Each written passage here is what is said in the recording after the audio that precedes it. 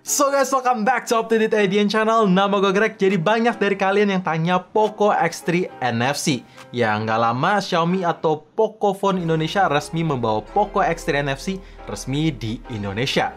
FYI, video ini bukan video review, tetapi gue pengen kasih tahu ke kalian 7 fitur yang mungkin bisa menjadi alasan kalian untuk membeli sebuah smartphone ini. Ya, karena banyak banget yang baru untuk HP mid-range pertama dari Poco. Ya, pertama yang masuk di Indonesia.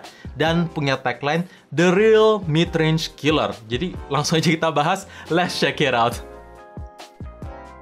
Kita mulai dulu dari layarnya.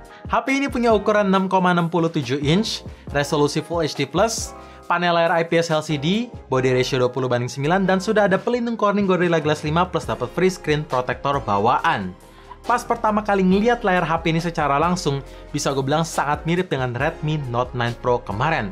Secara ukuran layar, ukuran bezel, desain menggunakan dot display atau punch hole yang posisinya sama, itu makin kelihatan mirip atau identical.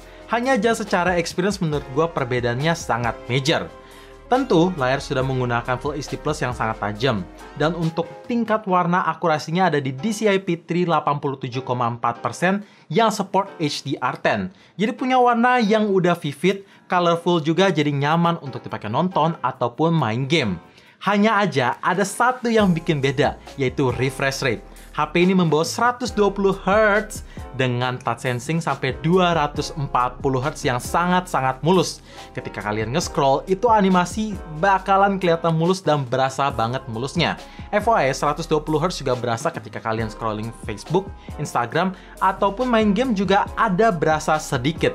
Jadi menurut gua ini mantep sih, apalagi Poco X3 NFC bisa gue bilang adalah HP pertama di Indonesia untuk mid-range yang support 120Hz refresh rate. Nice! Di bagian performance juga nggak kalah menarik, karena HP ini menggunakan chipset Snapdragon 732 dengan sistem fabrikasinya 8 nanometer, yang menjadikan Poco X3 NFC adalah HP pertama di dunia sekaligus di Indonesia yang menggunakan chipset terbaru dari Qualcomm ini. Ya, untuk Antutunya bisa hit di angka 289 ribuan. Dan untuk performa gamingnya, bagus banget, sampai-sampai kita bikinin video terpisah yang bisa kalian nonton setelah video ini selesai. Jadi akan gue taruh linknya di deskripsi, bisa mampir setelah video ini selesai. Tapi buat kalian yang males ngeklik, gambarannya gini. Gue pakai Genshin Impact bisa berjalan dengan baik. Main CODM lancar banget. Main game PUBG juga bisa berjalan dengan baik walaupun belum bisa smooth ekstrim. Intinya juga udah oke. Dan untuk suhu, ya masih oke lah. Bahan material di HP ini sama kayak kebanyakan HP mid-range zaman sekarang. Back cover dan frame menggunakan polycarbonate. Tapi somehow menurut gue ini feels-nya solid, firm, gak gitu berasa plastiki, dan gak berasa murahan, which is good. Pinggir kiri kanan sudah dibuat 3D curve, jadi untuk di grip menurut gue masih oke. Walaupun untuk di grip lama-lama pakai satu tangan, menurut gue rasanya jadi kurang nyaman aja karena ini HP besar banget. Tapi buat kalian yang punya tangan besar, grip satu tangan ya oke lah. Terus untuk desain, jelas ini pembeda banget karena ada di bentuk kamera yang bisa gue temuin hanya di Poco X3 NFC untuk pas video ini dibuat. Kedepannya gue nggak tahu. Terus di bagian bawah ada tulisan Poco yang sangat besar plus bergradasi rainbow. Yang mungkin buat beberapa kalian ada yang suka karena kelihatan beda aja gitu. Nah, ada satu hal yang menarik di body HP ini, yaitu tersedianya sertifikat IP53 Splash Protection. Iya, jadi ketika kalian harus angkat telepon di kondisi hujan-hujanan, apalagi bulan-bulan ini juga sering banget hujannya, itu masih bisa. Kecemplung di air secara nggak sengaja harusnya masih aman-aman aja. Mau direndam secara nggak sengaja, ya harusnya aman-aman aja. Tapi ingat, ini bukan waterproof atau water resistant. Jadi jangan dilakukan secara sengaja karena warranty akan void ketika rusaknya karena air.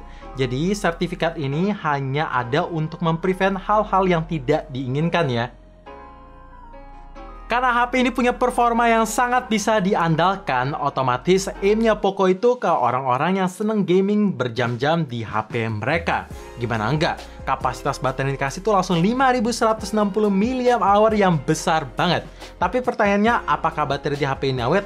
Karena percuma kalau baterai besar tapi ya boros. Ya, gue udah ngetesin pakai game Genshin Impact berjam-jam dan nonton YouTube, itu bisa nyentuh screen on time 7 jam 20 menit. Dan kalau gue menggunakan intensity kayak nonton YouTube berjam-jam, scrolling Facebook, scrolling Instagram, dan main game ya berjam-jam kayak PUBG, itu bisa nyentuh screen on time 10 jam. Cuman gue nggak tahu exactnya itu 10 jam berapa, karena untuk screen on time info di MIUI 12 itu menurut gue gimana ya, agak sucks dan kurang bagus aja. Gue berharap semoga bisa di-fix kayak MIUI 11 sebelumnya. Karena screen on time-nya dipakai malah berkurang terus seiring ketika kita berhenti atau nggak pakai HP ini beberapa jam. Jadi ya screen on time-nya dibenerin aja. Tapi intinya udah awet kok. Dan ketika kalian perlu nge-charge ulang, HP ini udah support 33 watt turbo charging yang emang beneran cepet. Nge-charge dari angka 3-100% dalam keadaan airplane mode dan dibiarin nge-charge, itu makan waktu 1 jam 19 menit aja. Yang gokil, ini cepet loh. Dan portnya tentu udah pakai Type-C ya. Hal kedua yang to be honest gak gue expect bisa hadir di HP ini ada di bagian sound systemnya. Emang kenapa bang? Ya, untuk speaker di HP ini menggunakan sistem stereo speaker atau ada 2 speaker. Satu di bagian earpiece dan satu lagi di bagian bawah yang menghadap ke bawah tentunya. Bisa gue bilang ini adalah HP mid-range dari Xiaomi Group Minimal yang menggunakan stereo speaker untuk HP kelas mid-range. Mid-range ya, bukan flagship. Jangan salah paham. Jadi untuk kualitas suara yang dihasilkan menurut gue udah bagus, keras, terus bassnya berasa, clarity berasa, dan langsung aja gue pasang di volume 100%. Make sure kalian pasang earphone ataupun headset supaya bisa mendapat kualitas gambaran dari HP ini. Langsung gue play.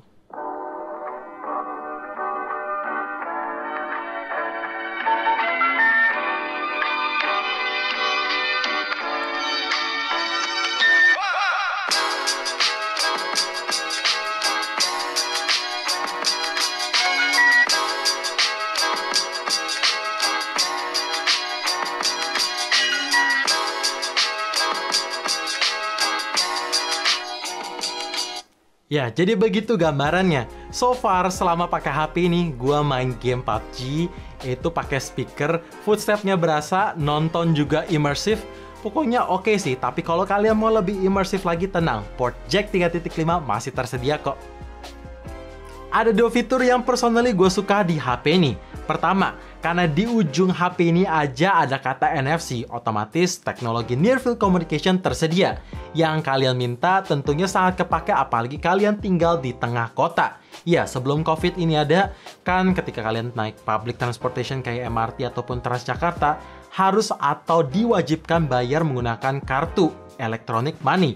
Tidak menerima cash lagi. Dan ketika kalian mau ngecek saldo ataupun top up, itu males banget ribet harus ke gerai offline ataupun ATM. Nah, dengan adanya fitur NFC, kalian bisa ngecek saldo langsung dari HP kalian. Bahkan bisa top up saldo e-money ataupun Breezy langsung update-nya dari HP ini. Ya, lewat toko-toko online kesayangan kalian tanpa harus ke gerai offline. Jadi menurut gua fitur ini sangat handy, apalagi NFC juga bisa transfer file lewat Android Beam ke sesama device yang support NFC. Kedua yang gue suka ada di Taptic Engine-nya. Iya, walaupun motor vibration di HP ini tuh kecil, tapi impact-nya tuh bagus. Vibration-nya bisa beda ketika kalian multitasking, ketika kalian buka control center, ataupun ngetik-ngetik, vibration-nya bisa disesuaikan. Yang ini sih harus kalian coba sendiri, karena emang mesti dirasain vibration-nya. Keren deh, gue suka. Yang terakhir ini sebenarnya bukan fitur, lebih ke alasan aja. Ya, nggak bisa dipungkirin kalau Redmi ataupun Pocophone selama itu di bawah Xiaomi ngerilis smartphone, pasti bisa memberikan spesifikasi di atas kertas yang bagus, after sales yang bagus, dan punya harga yang sangat-sangat kompetitif. Jujur pas pertama kali gue tahu atau nontonin official launch dari HP ini, gue sempat mikir ini Pocophone atau Xiaomi Indonesia untung nggak sih jual harga segini? Gimana enggak, untuk varian 6/64GB aja dibanderol seharga Rp3.099.000. Dan untuk varian yang 6/128GB dibanderol seharga Rp3.499.000. Jadi menurut gue emang harganya ini sinting sih. Ya alasan terakhir itu karena harganya yang sangat-sangat sinting. Semoga nggak goib sih. So guys, itu dia 7 alasan kenapa harus beli Poco X3 NFC. FYI, segmen ini kita buat ketika kita melihat sebuah smartphone itu punya fitur-fitur unggulan berbeda dibanding market zaman sekarang, tentu dengan harga yang kompetitif. Jadi, tentu video review akan ada tapi terpisah, tinggal tunggu tanggal mainnya. Oh ya, buat kalian yang salfok dengan jam yang gue pakai, ini adalah Mi Band 5, tapi di custom sama salah satu temen gue. Kebetulan dia baru buka YouTube channel, bisa langsung mampir link di deskripsi dan boleh banget bantu subscribe ataupun like. Ya, thank you bro, udah customin jam ini, keren. Oh ya, balik lagi ke pertanyaan terakhir. Apakah HP ini worth it dengan harga yang dibanderol? Menurut gue sih ini murah dan worth it. Tapi komen aja di bawah kenapa worth it dan kenapa tidak worth it beserta alasannya. So thank you for watching. Jangan lupa like dan subscribe channel ini. Sekaligus nyalain notifikasinya juga supaya kalian tahu kapan video baru diupload. And as always, stay safe, stay healthy, dan stay updated with up to date.